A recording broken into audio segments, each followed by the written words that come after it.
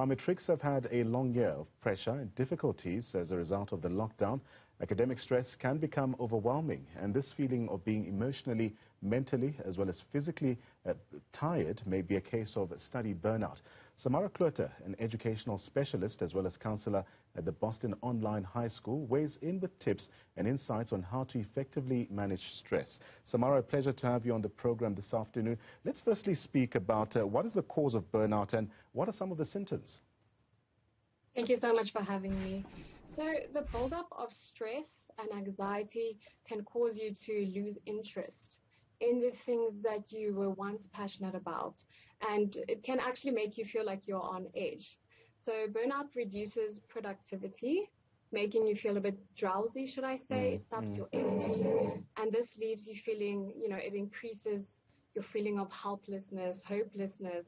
You can even be cynical and resentful. So these are some of the symptoms.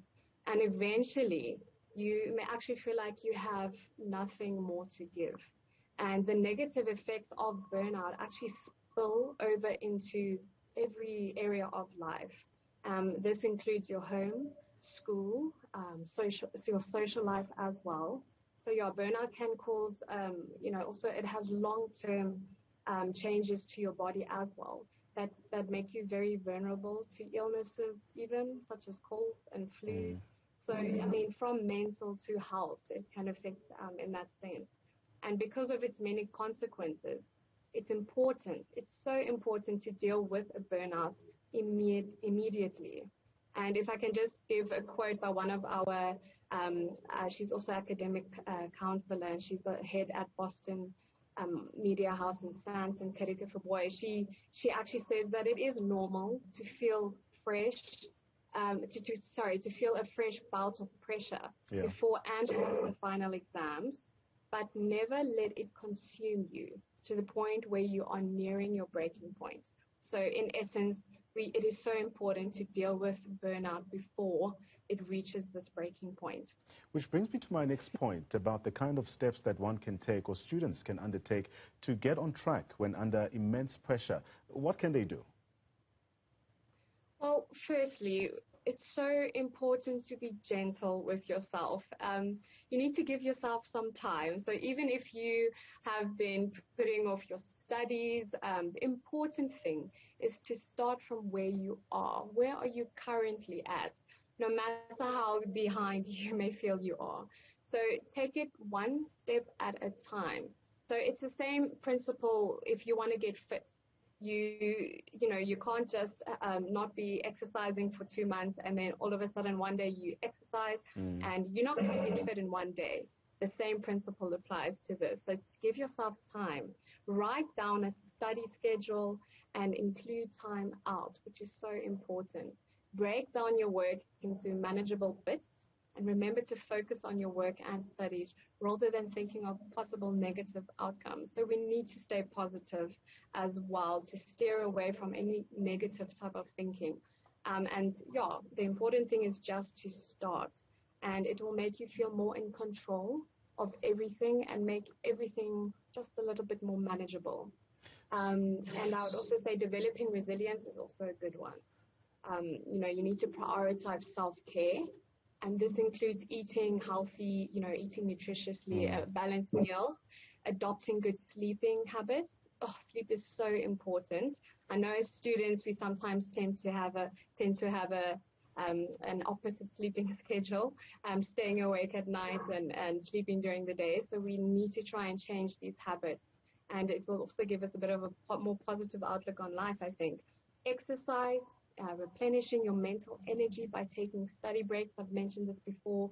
Go for walks outside, do something recreational. I think attitude is also very important. Change your attitude towards your studies. This can be anything towards, maybe you have a side job. Change your attitude towards it. Think of it as, this is me, gaining knowledge to better myself, personal growth.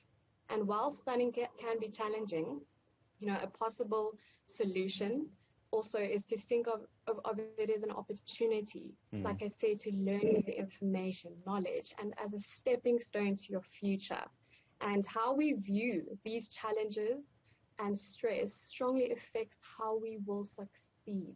This is so important, and this is one of the most significant reasons, that having a resilient mindset is so important. So keep in mind that we all make mistakes, and we can all learn from our mistakes and try to do better, try to be better. So yeah, don't try to do everything at once. Rather take it one step at a time. Right. Focus on the next small bit of work you need to do next, and then next, rather than thinking of all your subjects in one go. Now, you spoke about the need to develop a resilience to get through with your studies, but also psychologically, some may be feeling an experience of loneliness, or some of those students could be feeling alone at this time, or also even feeling like others are doing way better than they are. How does one deal with that? Yeah, that's a good question. Each person faces challenges differently. Each person has different challenges. And I think a big mistake that we make is comparing ourselves to someone else, to where someone else is in life. And we might think, and I know social media plays a big role in this, that someone else just has it all. Someone else is really just doing better. But we don't know the backstory of that. We don't know their life. And also, we all have our time. We all have a time to step back, and we all have a time to go forward. So we are not all going to be at the same level. So the one thing we really need to stop doing is comparing ourselves to someone else. And like I've mentioned before, you need to give yourself time to grow personally. If we're going to keep comparing ourselves to someone else, our focus is completely wrong. Our focus needs to be on ourselves, our personal growth, and that we are taking steps forward instead of taking steps back.